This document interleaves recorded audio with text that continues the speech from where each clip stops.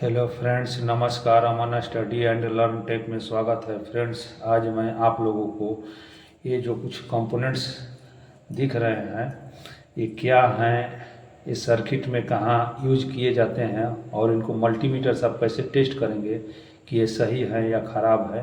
तो आइए इस वीडियो के माध्यम से मैं आप लोगों को सारी जानकारी एक साथ देने वाला हूँ। तो आइए देख लेते हैं।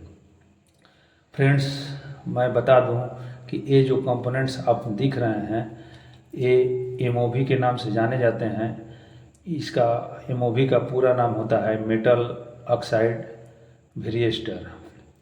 देखिए फ्रेंड्स, मेरे पास अलग अलग साइज के और अलग अलग डाया में और अलग अलग वोल्टेज के लिए यूज किए जाते हैं। तो मेरे पास ये देखिए कुछ एमओवी है। तो आइए इसको पहले कागज़ और कलम के माध्यम से पहले समझ लेते हैं। इसके बाद हम आप लोगों को दिखाने का प्रयास करूँगा। देखिए, थोड़ा सा जूम आउट कर लेता हूँ। देखिए फ्रेंड्स, एमओवी जैसा कि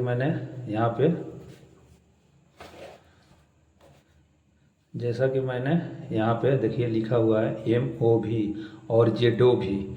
ये मेटल ऑक्साइड वेरिएस्टर होता है और इसका पूरा नाम होता है जिंक ऑक्साइड वेरिएस्टर। सबसे पहले इसको हम बात कर लेते हैं। अलग अलग नामों से और भी नामों से पुकारा जाता है, जैसे वीडीआर वोल्टेज डिपेंडेंट रजिस्टर, और इसको वेरिएस्टर के नाम से भी जाना जाता है।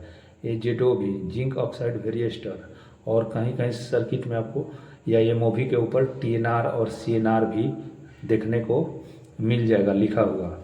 तो फ्रेंड्स देखिए, ये अलग अलग टाइप के होते हैं, जैसे कि डिस्क आकार में और स्क्वायर आकार में ये एमओवी होते हैं। और ये अलग अलग डाया, जैसा कि मैंने लिखा है 7 mm, 5 mm, 10 mm और 14 mm और 18 और 20 mm के हमने लिखा हुआ है। ये अलग अलग डाया में ये आते हैं। इसके बाद देखिए फ्रेंड्स, यहाँ पे सिंबल इसका किस तरह से सर्किट में दर्शाया जाता है ये भी देख लीजिए। तो देखिए, इसको सर्किट में इस तरह से दर्शाया जाता है और ये एक तरह से इससे भी सर्किट में आपको दर्शाया जाता है। अगर सर्किट में इस टाइप से अगर आपको मिले और उस पर एक कंपोनेंट लगा हो तो समझ लीजिए ये एमओवी लगा हुआ है। अब बात कर लेते हैं कि इसका यूज कहाँ किया जाता है। तो ये ओवर वोल्टेज प्रोटेक्शन के लिए यूज किया जाता है। ओवर वोल्टेज प्रोटेक्शन, इसका एक रेटिंग वोल्टेज रहता है फ्रेंड्स, एमओवी पर दर्शाया जाता है। एक रेटिंग वोल्टेज पर लिखा रहता है। अगर उस वोल्टेज से अगर ज़्यादा वोल्टेज अगर एकाएक अचानक सर्ज करंट या स्पाइक्स आ जाए तो ये एमओवी अंदर से शॉर्ट होकर फ्यूज को उड़ा देता है और ये फ्यूज उड़ जाने से फिर करंट बना बंद हो जाता है, जिससे कि हमारे आगे की सर्किट बच जाता है। और देखिए, एग्जाम्पल के लिए एमओवी पे लिखे ये कुछ कोड रहते हैं, उनको आप देखकर कैसे फाइंड करेंगे कि कितना वोल्ट का है। तो मैंने यहाँ पर ड्राइंग बनाया हुआ है, इसका लिखा हुआ है, और आइए आपको एक एक करके समझाता हूँ। देखिए फ्रेंड्स, यहाँ पे लिखा है 471KD07, और वही चीज़ आपको इस तरफ से भी लिखा हुआ है 07D471K।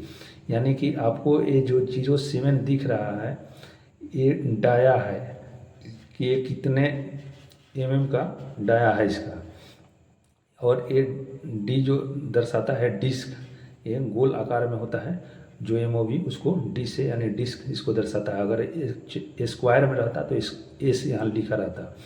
अब ये वोल्टेज रेटिंग होता है। देखिए फ्रेंड्स, ये वोल्टेज रेटिंग होता है 471, और तीसरा जो डिजिट होता है उसके बराबर 0 लग जाता है, यानी कि 470 वोल्ट का एमओवी है। और के जो होता है फ्रेंड्स, टॉलरेंस के लिए दर्शाया जाता है। या यहाँ पे अगर के लिखा हुआ मिले तो समझ लीजिए कि 10% इसका टॉलरेंस है। टॉलरेंस 10%, यानी के का मतलब ये हुआ फ्रेंड्स कि अगर 100 वोल्ट का अगर एमओवी है तो उसमें 10 वोल्ट ज़्यादा या 10 वोल्ट कम तक ले ये अपना वोल्टेज रेटिंग से ये काम करता है, यानी कि उसके बाद ही या 90 पे ख़राब हो जाए या 110 पे ख़राब हो जाए, इसका यही मतलब होता है। देखिए हमने वही चीज़ यहाँ भी लिखा हुआ है 07 डिस्क डाया और डी यानी कि डिस्क आकार में है, और यहाँ पे देखिए 511 करके लिखा हुआ है, 511 करके, यानी कि ये 510 वोल्ट का एमओवी है, और के का मतलब वोल्टेज टॉलरेंस होता है, यानी कि ये 10% टॉलरेंस के का मतलब होता है। और इसको देखिए यहाँ पे के अगर लिखा मिले तो 10% इसका टॉलरेंस होता है, एल अगर लिखा मिले तो 15%, और एम लिखा मिले तो 20%, और जे लिखा मिले तो 5% टॉलरेंस होता है। अब आपको हम दिखाते हैं कि एमओवी को इस पे क्या लिखा रहता है, आपको वही चीज़ दिखाने का हम प्रयास करते हैं। देखिए फ्रेंड्स, एमओवी कुछ देखने में इस तरह के होते हैं। देखिए यहाँ पे लिखा हुआ है CNR, जैसा कि मैंने वहाँ बताया था कागज़ पे, ये देखिए यहाँ CNR या TNR, ZOV या VDR वेरिएस्टर कुछ भी लिखा मिल सकता है। तो देखिए इस पे CNR करके लिखा हुआ है, देखिए CNR करके लिखा है, और ये डिस्क में है, यानी कि राउंड में है, गोल आकार में ये एमओवी है। 14D देखिए लिखा हुआ है, यानी कि इसका डायर 14 mm का है, और 331 यानी कि 1 तीसरा डिजिट के बराबर 0 लग जाता है, यानी कि ये 330 वोल्ट का एमओवी है। और के इसका जो लिखा हुआ है ये 10% टॉलरेंस है, यानी कि 330 का 10% ज़्यादा या कम हो सकता है इसका वोल्टेज रेटिंग। यही इसका नंबर से हम लोग पता करते हैं। ये बड़ा आकार में है तो ये जहाँ ज़्यादा एम्पियर और ज़्यादा वोल्टेज रेटिंग के लिए ये सर्किट में लगाया जाता है। इसका मेन काम है, इस सर्किट को प्रोटेक्ट करता है, यानी कि सर्किट को सुरक्षा प्रदान करता है, ताकि अगर वोल्टेज ओवर वोल्टेज या सर्ज करंट या स्पाइक्स एकाएक आए तो ये अंदर से शॉर्ट हो जाता है और ये फ्यूज को ख़राब कर देता है, और फ्यूज को ख़राब करके धारा को रोक देता है, जिससे कि आगे करंट प्रवाहित ना हो, और ये सर्किट को पूरा बचा लेता है। ये छोटा सा दिखने वाला कंपोनेंट्स फ्रेंड्स देखिए कितना काम का चीज़ है। अब मैं छोटा आपको और इससे भी छोटा देखिए एमओवी दिखाने का प्रयास कर रहा हूँ। देखिए फ्रेंड्स, इस पे 07D करके लिखा हुआ है, देखिए, यानी कि इसका डाया जो है 7 mm का है। इस पे देखिए ZOV लिखा हुआ है, देखिए ध्यान से आप लोग देख सकते हैं, इस पे ZOV लिखा हुआ है। इसका डाया 07D करके लिखा हुआ है, देखिए, यानी कि ये 7 mm का इसका डाया है, और 471 के लिखा हुआ है, यानी कि ये 470 वोल्ट का ये एमओवी है।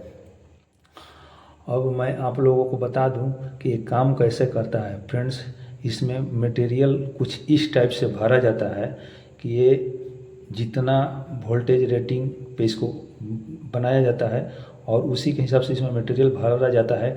ये एक प्रकार के रेजिस्टेंस ही होता है, लेकिन ये रेजिस्टेंस सामान्य डायोड से अलग काम करता है, क्योंकि इसमें जैसे ही इसका जितना वोल्ट का ये एमओवी रहता है और उसी के अनुसार इसमें जो मटेरियल भरा रहता है, इसका जब तक ले उतना वोल्टेज तक ले इसको मिलेगा तब तक ले तो ये अपने रेजिस्टेंस को हाई करके रखता है, और जैसे ही ये इसका वोल्टेज रेटिंग को पार करेगा एक वोल्टेज आने से, तो इसके अंदर का रेजिस्टेंस बहुत लो हो जाता है, जिसके चलते ये शॉर्ट सर्किट हो जाता है और आगे शॉर्ट सर्किट होकर फ्यूज को उड़ा देता है, और ये आगे करंट को नहीं जाने देने से आगे का सर्किट पूर्ण रूप से बच जाता है। देखिए, अब इसी प्रकार के मैं आप लोगों को बता दूं कि कुछ कैपेसिटर भी होते हैं, लेकिन कैपेसिटर और एमओवी को आप देखकर आसानी से पता लगा सकते हैं कि एमओवी कौन है और ये ZOV कौन है। तो देखिए, ये मेरे पास एक कैपेसिटर हुआ है, नॉन पोलर कैपेसिटर। देखिए, इस पे 103 2 किलो वोल्ट लिखा है। अगर इस तरह से आप लोगों को लिखा मिले तो समझ लीजिए कि ये कैपेसिटर है, एमओवी नहीं है।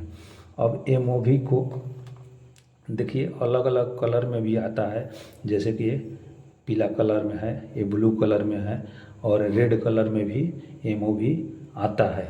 अब आप लोगों को दिखाता हूँ कि सर्किट में कैसे इसको यूज किया जाता है।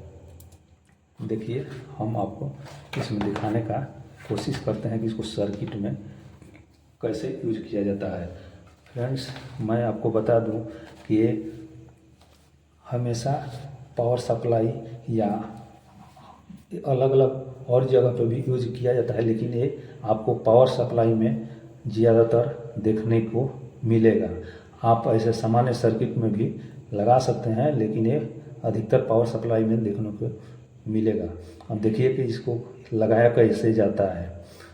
सबसे पहले मैं यहाँ पे 2 लाइन बना लेता हूँ, एक लाइन और एक न्यूट्रल। देखिए ये लाइन है और ये न्यूट्रल लाइन है। अब इसको यूज करने के लिए देखिए मैं आपको दिखाता हूँ। ये फ्यूज हमारा हो गया और यहाँ पे देखिए एमओवी इसे लिख लेते हैं, छोटा हो गया।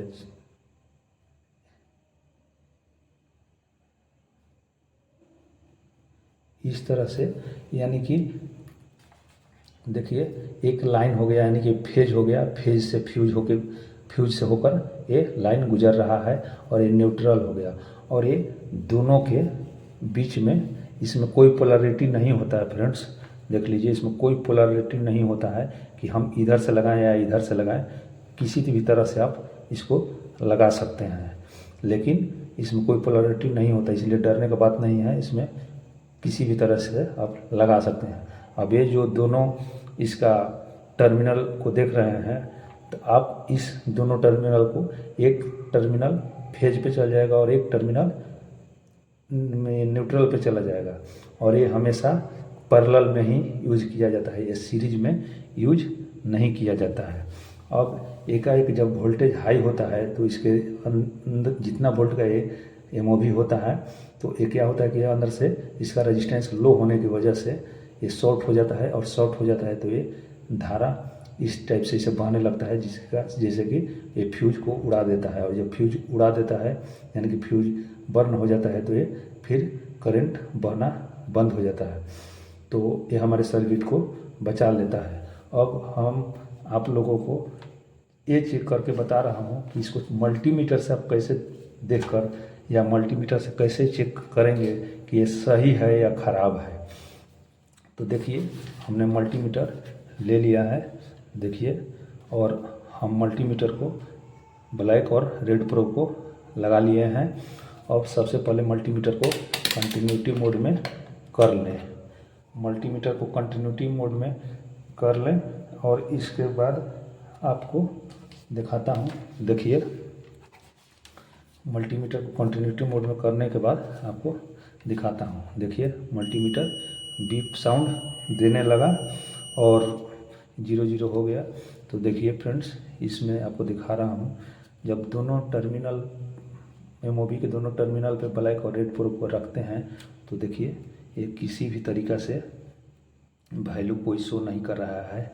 यहाँ स्क्रीन पर देखिए मल्टीमीटर के कोई भी वैल्यू शो नहीं कर रहा है और ना ही कोई बीप दे रहा है। देखिए कोई भी वैल्यू नहीं शो कर रहा है। दोनों तरफ से पलट के और एक एक करके मैं जब देख रहा हूँ तो कोई भी वैल्यू और नहीं ये बीप दे रहा है, यानी कि ये एमओवी पूरी तरीक़ा से सही है। एमओवी को मल्टीमीटर से जब कंटिन्यूटी या डायोड मोड पे रख के और जब हम इसको मल्टीमीटर के दोनों प्रोब को हम इस एमओवी के दोनों टर्मिनल पे जब हम रखते हैं और ये कोई बीप साउंड और ना ही कोई वैल्यू दे, तो समझ लीजिए कि एमओवी पूरी तरह से सही है। अगर यहाँ डिस्प्ले पे कोई रीडिंग दे रहा है तो समझ लीजिए कि एमओवी ख़राब हो चुका है, यानी ये अंदर से लीकेज हो चुका है। और MOV अगर इस तरह से चेक करने पर अगर यहाँ पे बीप साउंड की आवाज़ दे और वैल्यू भी आए तो भी समझ लीजिए कि ये MOV पूरी तरह से ख़राब है।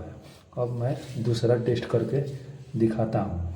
देखिए दूसरा भी मैं टेस्ट करके दिखा रहा हूँ। देखिए दूसरा भी मैं टेस्ट करके दिखा रहा हूँ। इसमें भी कोई वैल्यू या रीडिंग नहीं दे रहा है, यानी कि MOV ये सही है।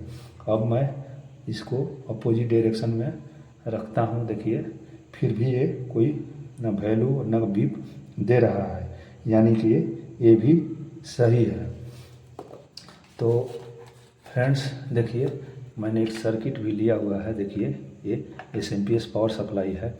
देखिए इसमें आपको MOV यहाँ देखने को मिल सकता है। देखिए